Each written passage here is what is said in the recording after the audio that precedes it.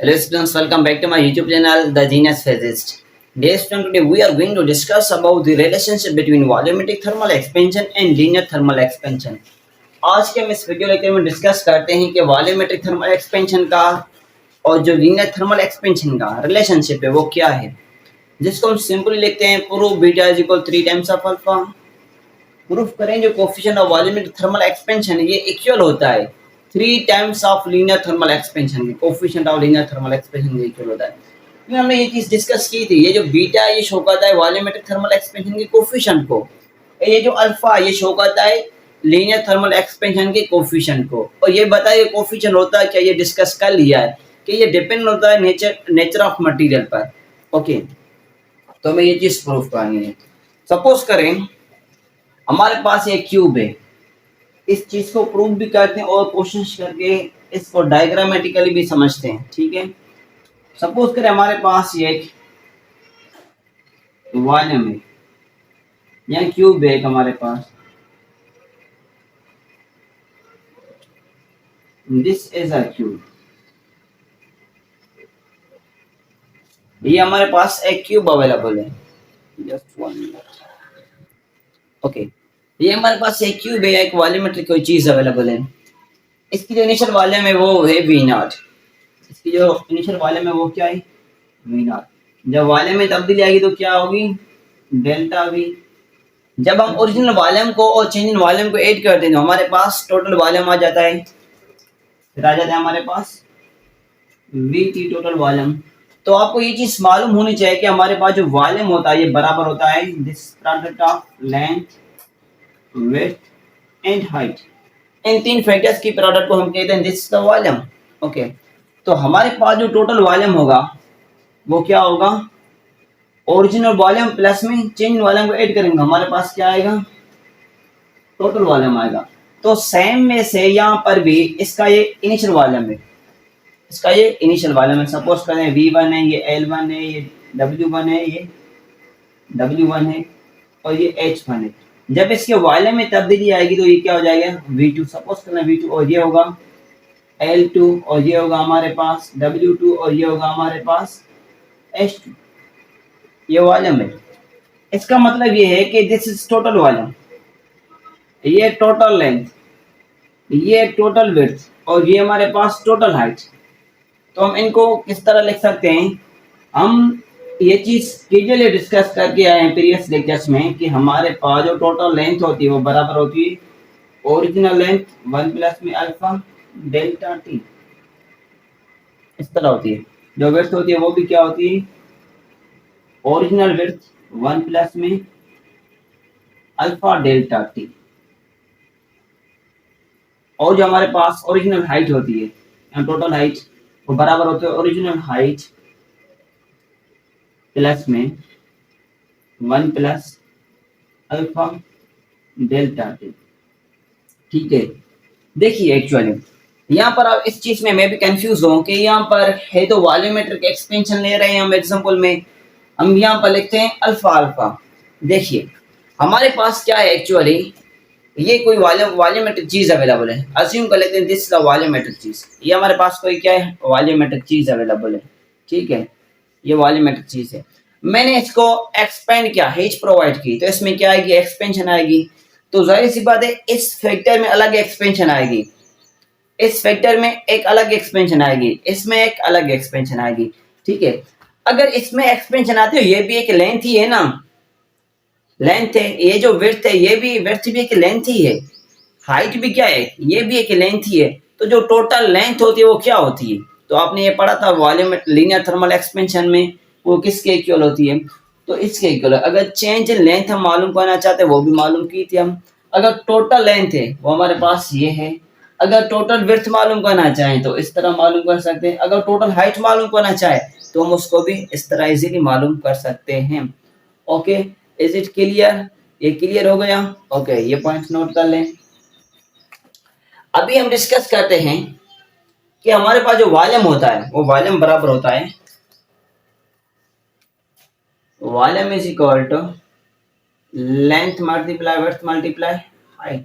इन factors के volume equal होता है। ओके, तो यहाँ पर क्या है, वॉल्यूम में तब्दीली, इट मींस V2 आया, V2, तो वो क्या होगा L2 multiply W2 multiply H2। Simply आप इनको कोई भी नाम दे सकते हैं, जस्ट चेंज करने के लिए, हम इसको डिफरेंशिएट करने के लिए एक दूसरे से हम कहते हैं कि ये ओरिजिनल वॉल्यूम है, ये क्या टोटल वॉल्यूम है आफ्टर हीटिंग। ओके, तो हमारे पास ये V2 है। ओके, जो L2 है हमारे पास वो ये है, W2 ये है, H2 हमारे पास ये अवेलेबल है। ठीक है, तो आप इनको प्रॉपर मेंशन कर लेते हैं।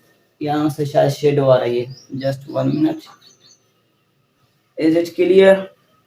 ओके, ठीक है, तो आप L2 का वैल्यू इधर पुट कर सकते हैं।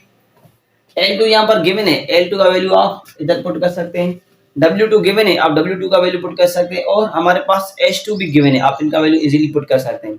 ओके, तो आप पुट करें, L2 का वैल्यू क्या है, L नॉट 1 प्लस में अल्फा डेल्टा टी, और क्या है W2 मल्टीप्लाई में है, W2 का वैल्यू क्या है, वो है original width plus bracket 1 plus में alpha delta T. Same way से फिर क्या है मल्टीप्लाई में, फिर क्या H2 का वैल्यू गिवन है H नॉट 1 प्लस में alpha delta T. Is it clear? Okay, तो आपके पास ये चीज गिवन है। तो आप देख सकते हैं यहाँ पर क्या ये मल्टीप्लीकेशन है, length multiply width multiply height, that will becomes equal to volume, ये वॉल्यूम के इक्वल हो जाएंगे। तो इसको मैं सिंपली इधर लिख लूं कि L not multiply H not multiply width not, यहाँ ओरिजिनल लेंथ ओरिजिनल हाइट और ओरिजिनल विड्थ मल्टीप्लाई करेंगे तो हमारे पास क्या आ जाएगा, ओरिजिनल वॉल्यूम आ जाएगा। तो इन तीनों की जगह पर हम लिख सकते हैं कि ओरिजिनल वॉल्यूम, क्यों यहाँ पर मल्टीप्लीकेशन है, तो हम सिंपली इसको लिख सकते हैं कि V2 is equal to V not 1 plus में अल्फा डेल्टा टी।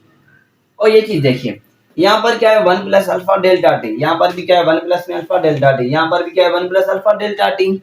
ओके, जब बेस सेम होते हैं तो पावर क्या होते हैं, पावर ऐड होते हैं, तो ये क्या हो जाएगा 1 plus alpha delta T whole cube, ये इसके इक्वल हो जाएगा। Is it clear? ओके, ये इसके equal, length multiply width multiply height, ये सारे टर्म्स मल्टीप्लिकेशन में, तो ये हो जाएगा वॉल्यूम, वो लिख लिया।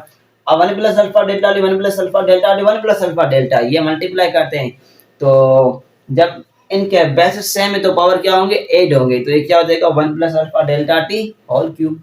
ओके, तो यहाँ पर एक ट्रिग्नोमेट्रिक कंडीशन यूज होती है, वो क्या होती है 1 प्लस अल्फा डेल्टा टी, ये एक्चुअली हमारे पास, मैं इधर लिखता हूँ 1 प्लस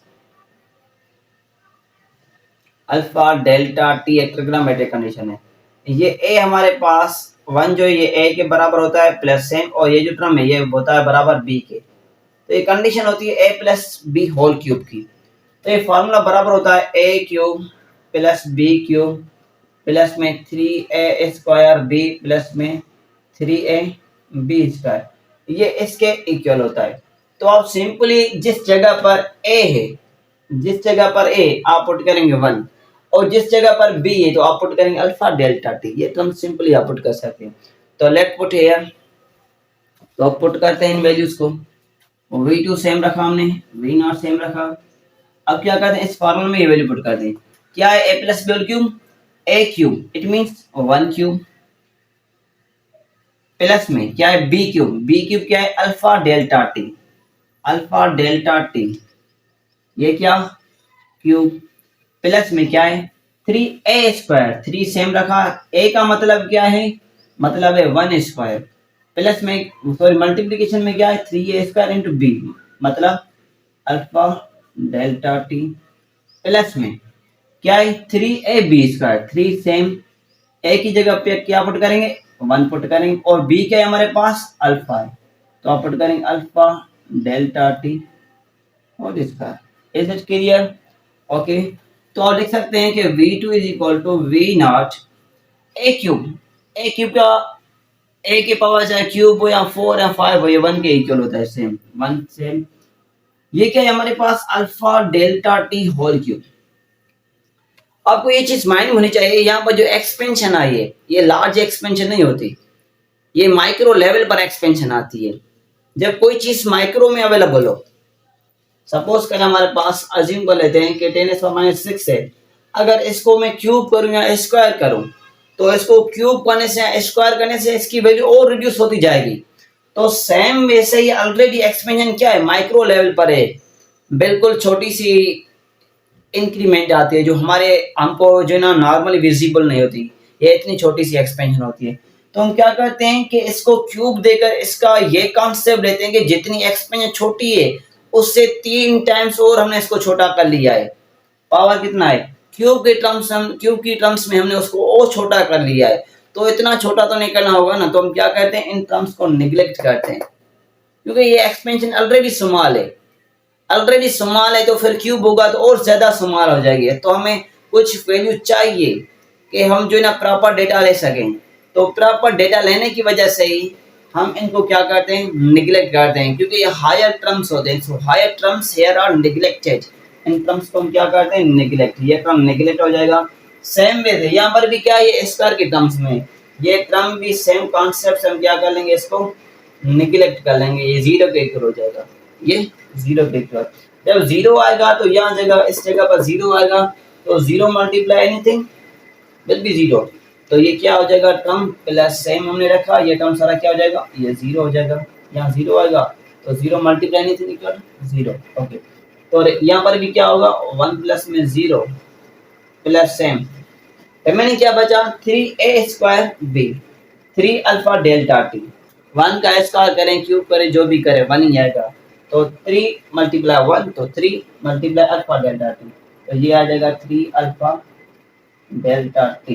ये तो टर्म ही जीरो, ये खत्म हो गया, ठीक है। यहाँ ये भी आप खत्म कर ले, कोई मसला नहीं है, इनको करीब लिख लेते हैं, ये सारे टर्म्स खत्म हो गए। तो क्या बचा, 1 प्लस में 3 अल्फा डेल्टा टी। अब आप क्या करें, इस v को इस ब्रैकेट के साथ मल्टीप्लाई करें, 3 अल्फा डेल्टा टी v ना, इसके साथ भी मल्टीप्लाई किया, इसके साथ भी मल्टीप्लाई किया, तो हमारे पास ये रिलेशन आ चुका है, ठीक है। तो ये टर्म इधर प्लस का है, इधर आएगा तो माइनस का हो जाएगा, तो ये हो जाएगा v2 minus v0, 3 alpha delta T, v0 बचा, v2 minus v0, 3 alpha delta T, ये इसके इक्वल बचा। तो ये क्या है, v2 माइनस v0, मतलब क्या है, ये चेंज इन वॉल्यूम है, ये क्या है हमारे पास, this is equal to change in volume, change in volume is equal to 3 alpha delta T v0, नजर आता है, ठीक है, थोड़ा सा ऊपर को, तो हम इसको लिख सकते हैं v2 minus v1 v0, this is equally change in volume, change in volume is equal to 3 alpha delta T v0, ये इसके इक्वल है। और हमने ये चीज पढ़ी थी कि जो चेंज इन वॉल्यूम होता है वो किसके इक्वल होता है, बीटा v0 डेल्टा टी के इक्वल होता है, बीटा v0 डेल्टा टी के इक्वल होता है।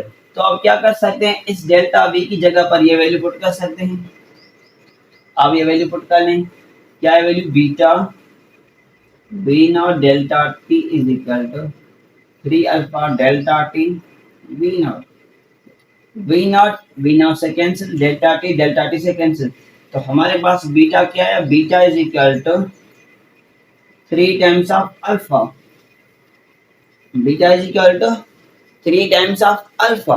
अगर अल्फा में 1 टाइम चेंजिंग आती है, अल्फा का वैल्यू 1 है, तो जो बीटा का वैल्यू होगा वो क्या होगा, 3 होगा। अगर अल्फा का वैल्यू 2 है तो बीटा का वैल्यू क्या होगा, 6 टाइम्स हो जाएगा।